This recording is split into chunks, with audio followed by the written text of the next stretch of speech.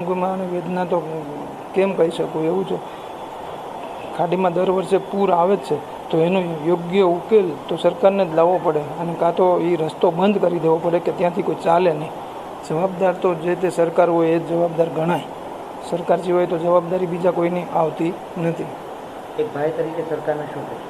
એક ભાઈ તરીકે તો સરકારને એટલું જ કહેવાનું કે અમારા પરિવારનો માળો તૂટો છે, તો આના માટે અમારે શું કરવું, અમને દુઃખ છે એટલા માટે અમે બોલીએ છીએ. ત્યારે મારો છોકરો રાતના દિવસ એમ કહે છે મારા ડેડી કઈ આવશે, એટલે એના માટે મને બહુ જ દુઃખ થાય છે. કેટલા વર્ષનો? 6 વર્ષનો. હવે 6 વર્ષના દીકરાને કઈ રીતે સમજાવશો કે આવી ઘટનામાં પિતાનો અવસાન થયું?